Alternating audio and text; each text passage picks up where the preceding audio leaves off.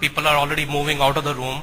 The good thing happening, which is very different in this conference, is I've got a lot of people moving in since the first speaker. So I'm lucky to be at the bottom of the pyramid, and that's the new game in innovation also. Mr. Ahuja said a lot of people have shared a lot of insights.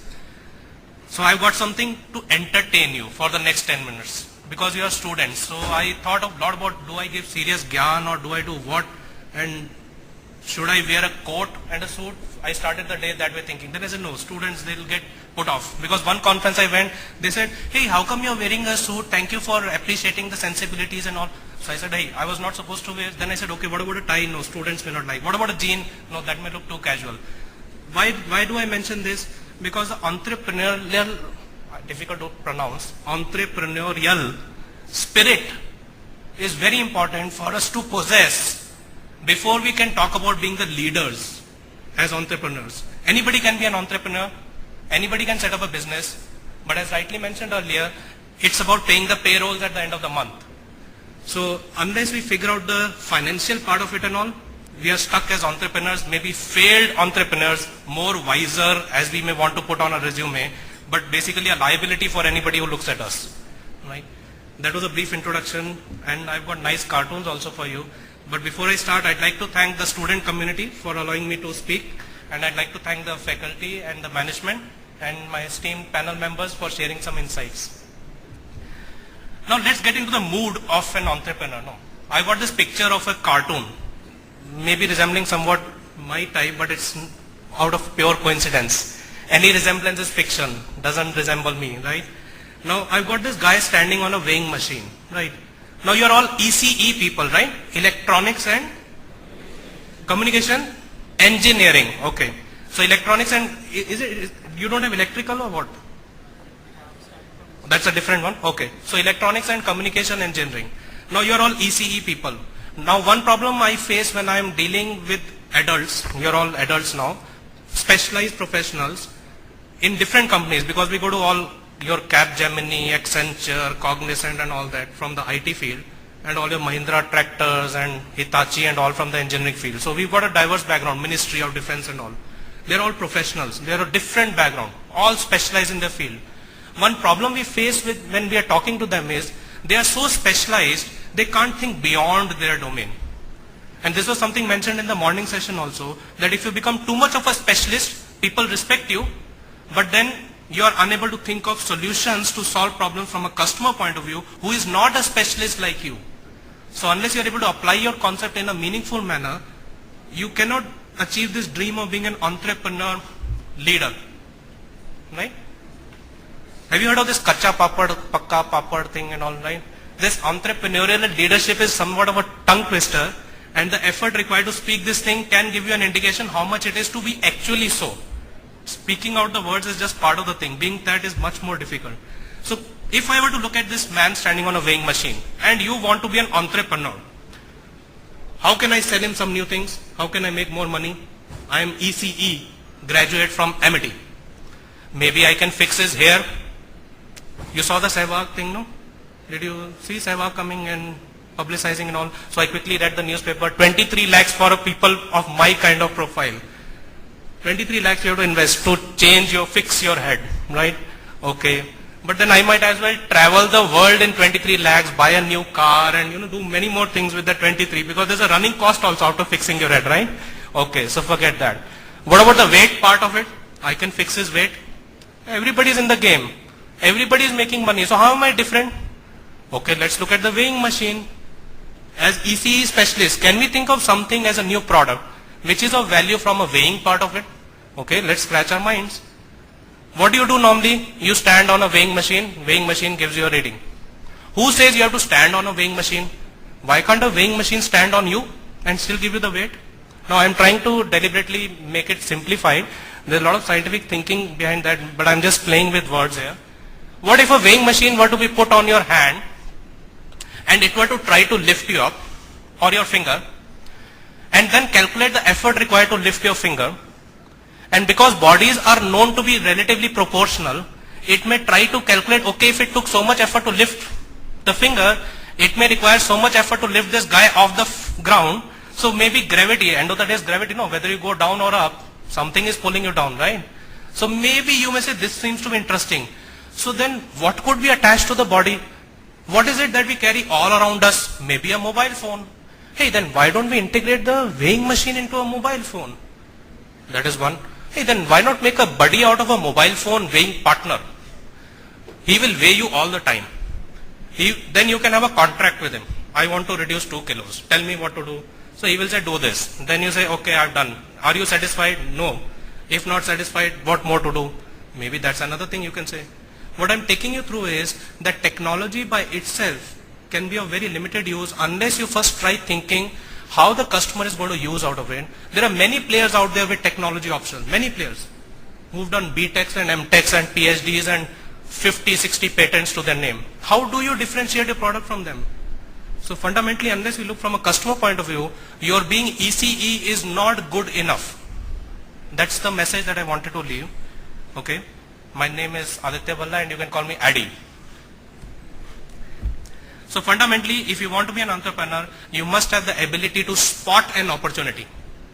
You're quitting a job as a midlife crisis and saying, I finally kicked the company. You know, you're not in that era now. Maybe you don't have any years of experience, but there are people out there who say, I really want to kick the job to show the boss what I think about him. People get into that mood also. So finally I kicked and opened a new company. That's not good enough. What's the opportunity? Okay, you spotted the opportunity. How are you going to capitalize on that? Have you thought about that? Where are the revenues going to come from? Okay, you thought about that. But setting a company, getting your initial revenues is not good enough. How are you going to sustain it? See, starting a new thing is very easy. Starting this event, Act 2010, whenever it was started, was the first thing. Sustaining the momentum is the biggest thing as an entrepreneur. So you are actually right now being entrepreneur in your thinking. Now you sustained it. How can I diversify? Because after some time customers get bored of the same offering. Hey, the same thing you are telling me. Tell me something new. How can I diversify and offer different variants to solve further new problems? That's another challenge that you'll face. And then spot another opportunity. So it's going to be a never-ending game when you talk about being a leader, not just being an entrepreneur. If you want to be a leader and make a difference, then you have to think on those dimensions. Okay? Is the mind of an entrepreneur well-filled or well-organized? There's a difference. Well-filled minds are those which are crammed with all the knowledge possible in the world. Right? Mostly the memory part of it, long-term memory. Unfortunately, of course, 3 Idiots and everything you might have seen or didn't have the time to see. But unfortunately, we tend to berate our universities. I'm not saying Amity, by the way, just because I'm saying in general, we tend to berate our education system that thinking skills have not been provided to people. People are just going by rote work. Incidentally, India is not the only country where people talk this way. You go to China, same thing. Our faculty are very strict. If you say anything against them, they will mark you down in the final report. Everybody wants good grades, right? So you go to Singapore, same thing. So we are not alone in the world. This maybe is a human thing, which the way it's got developed. If you want to be an entrepreneur, you need to solve problems that lie in the creative domain. Now what does creative problem domain mean? There are problems out there for which there are no known solutions within your professional knowledge. How will you solve those problems? I'll give you an example. You read them all about them. Take that Nigerian bomber example. The guy stood up half an hour before the plane was to land. You have to solve that problem. How many books will you refer to solve the problem? Your books will have no information on that. So your memory after some time, you may be a subject matter expert, will run out of options. So you need to develop more skills. And before that, you need to have imagination. Imagination is the ability to create new images out of what you have in your mind. It's a very powerful skill that unfortunately as engineers, we tend to downplay. We don't watch cartoons. Cartoons are for children, right? But actually speaking, there's a lot of imagination out there. Try making one cartoon movie and then you'll realize the kind of effort that goes into making. And forget Tom and Jerry. I'm talking cartoons and animation in general. Right? Okay. You may have great imagination. You have all wild ideas. I will have transportation system where people are suspended from the ceiling and then they'll go. So much space is wasted on top. Great idea. But you have to systematically think through what problem you're trying to solve. Random brainstorming, wild idea generation is not key to being an entrepreneur. You have to think through the problem and come out systematically with ideas. And this thinking, there are ways of doing it. Next is, You had brilliant idea, you're a scientist, you got 50 patents. Nobody wants to buy your patent. There is a patent, US patent, of somebody saying that if you want to catch the attention of a cat, switch on a torchlight, focus it on the ground, move it around, and the cat will follow it. Instead of running after a ball, it will run after the light on the floor. Maybe some ECE domain electrical guy must have said, I must come out with something using my knowledge. Is it of value? Nobody wants to buy it. So fundamentally, if you can't express your ideas, your brilliant ideas in a way that the market can relate to it, your patents can be filed in lockers, safekeeping, you won't get the return. Society will not accept.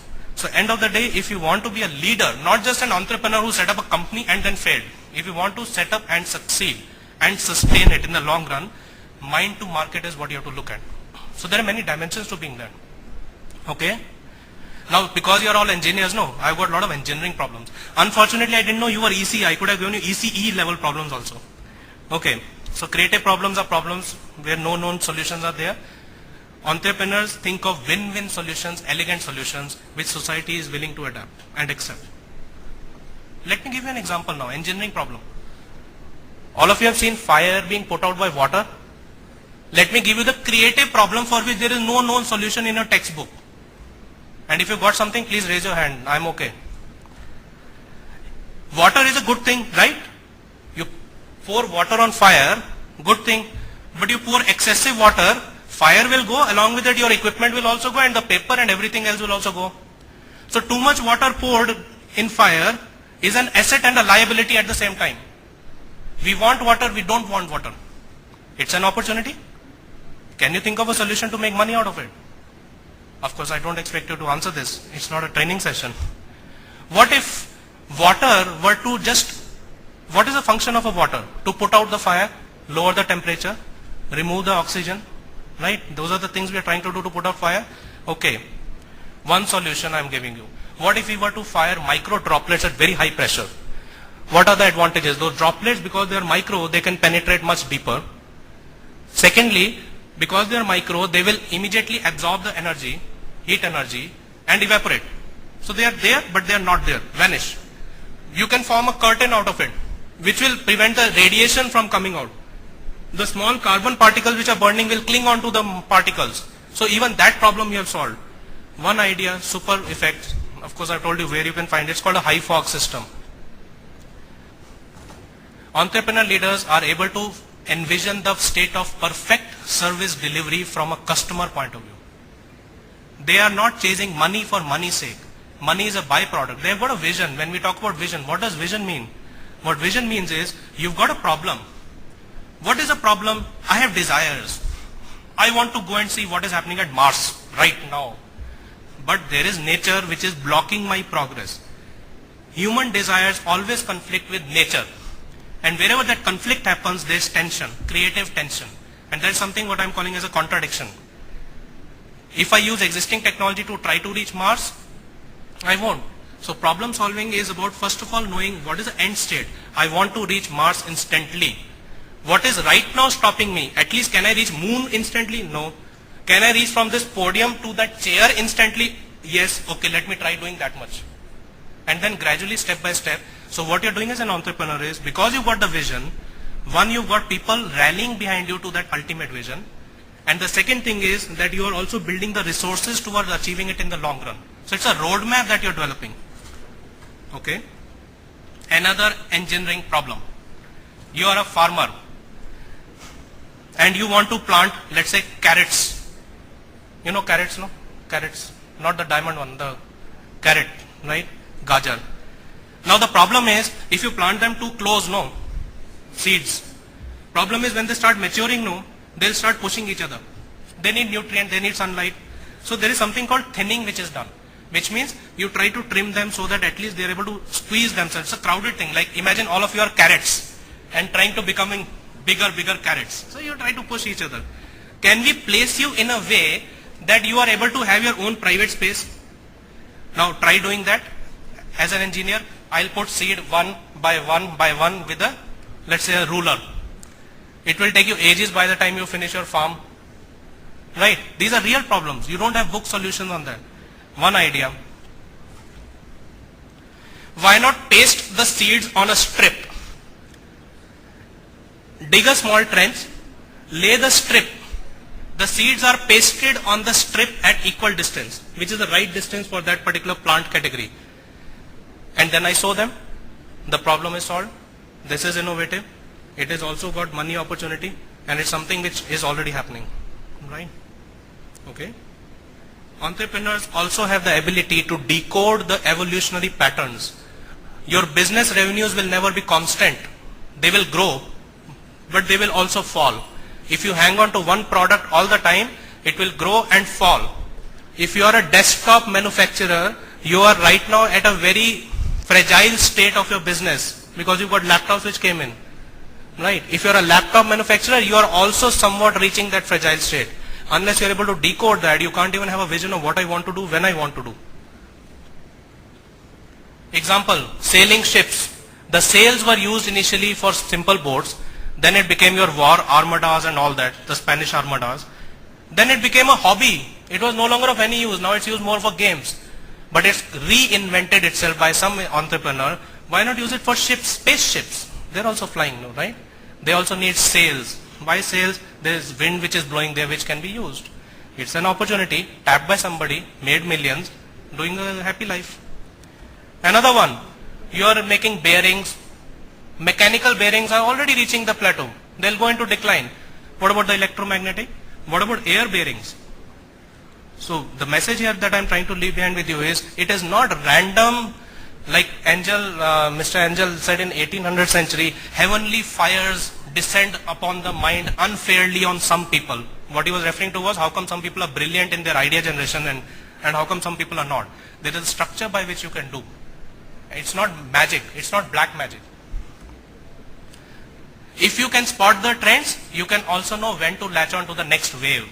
This is data that I plotted from the US music industry. If you were making vinyl records, you know, have you ever seen those vinyl records, the black ones, with that needle thing put? Huh? You've seen that, right? Now, that thing has already declined. The market share would be 0.4%. But you know what? It's still getting revived. How? DJs. You see the DJs? Huh? No? DJ? Okay, now I'm just getting a response. So DJs, they find that the analog quality of the disc is much better than the digital. You are all ECE people, right? The digital quality made by the other options, even if you increase the sampling rate, is not good enough than what you may get from this vinyl disc. So actually it's seeing a slight revival, and you're seeing better vinyl discs being made. So as an entrepreneur, even in a supposedly failed market, you can still see opportunities. It's up to you to think through the situation. It's not black magic. Entrepreneurs are able to see resources where others don't see anything. Have you seen detectives who are good detectives? You know, the CSI or CID, whichever one you watch. I watch all of them. So the detective will go and he'll start looking at, okay, something has happened. And he'll start looking at reconstructing the crime. And he'll start looking for resources that could have led to that crime happening. And he'll start collecting that as evidence. Ordinary people will just walk through, hey, this guy got killed. What happened? Nobody knows. These people are doing a tough job. Entrepreneurs are doing the same thing. Let me give an engineering example. This is a chemical plant. You've got two chemicals, blue and red. I'll make it simple that way. Or you can say A and B. In a chamber, you are pushing that, injecting that, right? You want A plus B to happen. You don't want A and A combined. It's a waste. You don't want B and B to combine. Red and blue should combine to give green. But it's just a nozzle. You're spraying it. It will mix up whichever way. It doesn't listen. You may say, I'm PhD in electronics. Who cares? That thing doesn't care about you. Now, if I were to give you as a problem, no, you'll start thinking, okay, I'm the EC guy. No, I'll put a sensor and I'll put something, you know, all technology. Then if I were to give it to a school student, that guy only knows his part, right? Remember the memory part of it. He will think simple physics maybe. So one solution, simple low cost solution. Why don't I charge the particles? Like charges, repel. Opposite charges, attract. Low cost solution, no expensive technology thing. So if you want to be an entrepreneur, one thing you have to remember is CEOs tend to get put off by fancy solutions requiring high level investment with no guaranteed return. So IRR, as he mentioned, in a different way, but I'm saying there's a lot of tendency, and this I'm saying as engineers. I go to a bank, I want to implement automated workflow solution. Why? I want to digitize everything. Hey, but after digitization, your errors are still happening. I still want to automate because I already got a budgetary approval out of my boss. Now I can't go back and tell him there's a simpler way of doing, right? You'll start encountering this when you enter the corporate life. But I'm saying think simple, think faster, think more effectively. Not hard work, but smart work. Okay? Now back to a farmer. At a poultry farm, eggs roll down. So imagine a chicken sitting on top, hen, and eggs rolling down, right? Workers are at the end of that. They take it, put it in a carton. That is what they do. We want to date stamp the eggs. Why? Customer should know, no, 18th March egg only, not 14th March. Okay? So give the worker an egg, give him a stamp and tell him stamp it. Tuck, gone. Defect rate is very high. We want to reduce it. How? Give this problem to people. Oh, I'll put technology, sensors which will detect, and then they will do some electromagnetic, whatever radiation stuff and all that. Chemical guy will say, let me try acetic acid and try to put some micro dots which will then... Amazing. People are so stuck to their domain, they are not able to step back and simplify the problem. Okay, what will an entrepreneur say? Put a glove on a worker's hand, put a device by which he can stamp just by holding the thing.